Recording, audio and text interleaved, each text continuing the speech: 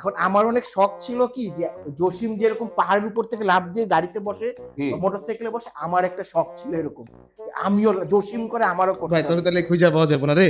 না না, আমার বাসায় যখনই মেহমান আসতো আমি সোফার উপরে উঠতাম, আমি ছিলাম মোটকা বাচ্চা, বলতাম কি যে আসতো উপরে ফটকা এক মেহমান আর জীবনে দ্বিতীয়বার আমার বাসায় আসে না। আর আমার এক কাজিন আছে ইয়া মোটা, ওর বাসায় গেলেই কয় কি পিচ্ছি কোলে নাও আমাকে কোলে নাও। এখন একজনের বাসায় আসছেন, তার এসির বাতাস খাচ্ছেন, তার দেওয়া নাস্তা খাচ্ছেন, তার বাচ্চা যদি বলে কোলে নাও, না নেওয়াটা কিন্তু অভদ্রতা। কিন্তু বুঝতে তো হবে যে এটা তো বাচ্চা না, এটা বাচ্চার বাপ, ঠিক আছে? ঘটক রাখছি, হ্যাঁ ট্রু স্টোরি।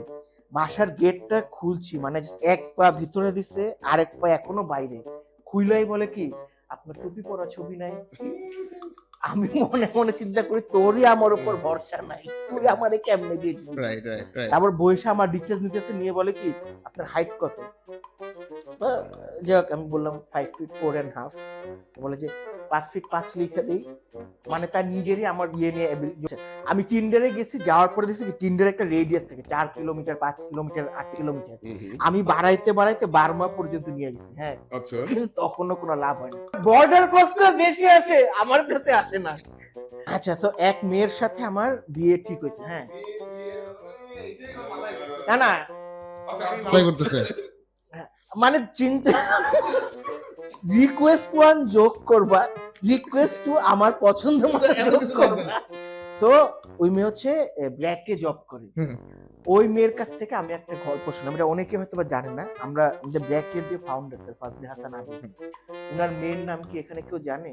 না, ওনার মেয়ের নাম হচ্ছে জ্যোৎস্না। আচ্ছা, এবং ওনারা একটা ফিল্ম বানাচ্ছে, biographical film based on their lifes. এটার নাম হবে আবেদের মেয়ে জ্যোৎস্না।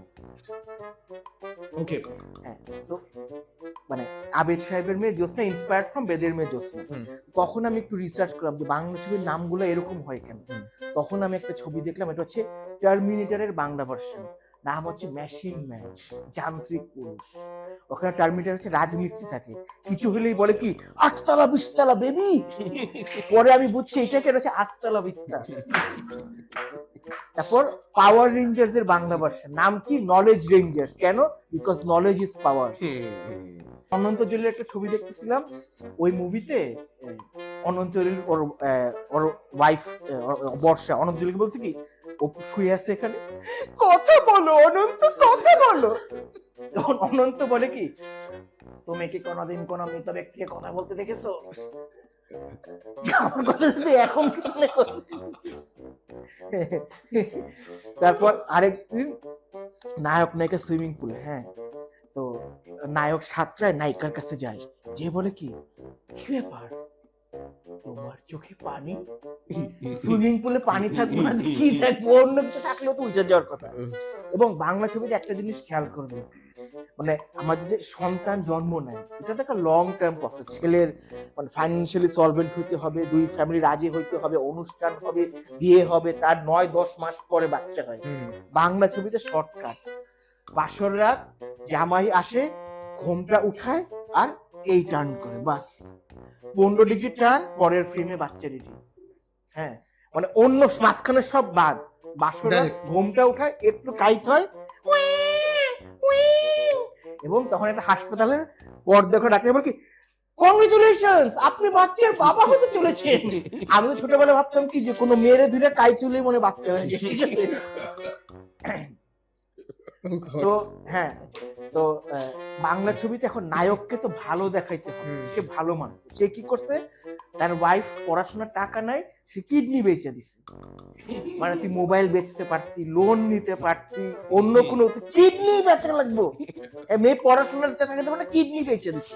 আর মেয়ে পরে কই ন্যাশনাল ইউনিভার্সিটি, মানে আইবিএ বা বুয়েটে হইলেও পড়তাম যে না জায়গায় টাকা খরচ, ন্যাশনাল ইউনিভার্সিটি পরে কিডনি বেচে দিছে। এখন মেয়ে গেছে জামাইকে দেখতে হাসপাতালে, জামাই হচ্ছে বিছনায় শুয়ে আছে। এখন কিডনি তো এই জায়গায় হয়, বুঝাইবো কেমনে যে অপারেশন হয়েছে, তাই মাথায় ব্যান্ডেজ করে রাখছে, হ্যাঁ যে অপারেশন হয়েছে। মানে শুয়ে আছে না চাদরে, কিডনি তো এইখানে, এখন যদি এমনিতে তো মানুষ আরো তো সুস্থ, অপারেশন কই হইলো, তাই মাথায় ব্যান্ডেজ করে রাখছে যে ওনার অপারেশন হয়েছে।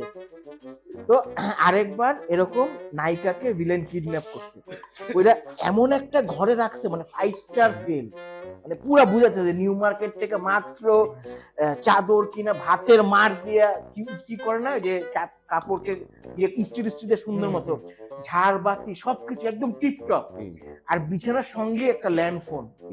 তুই যদি কাউকে কিডন্যাপ করস তুই ফোন দিবি কি?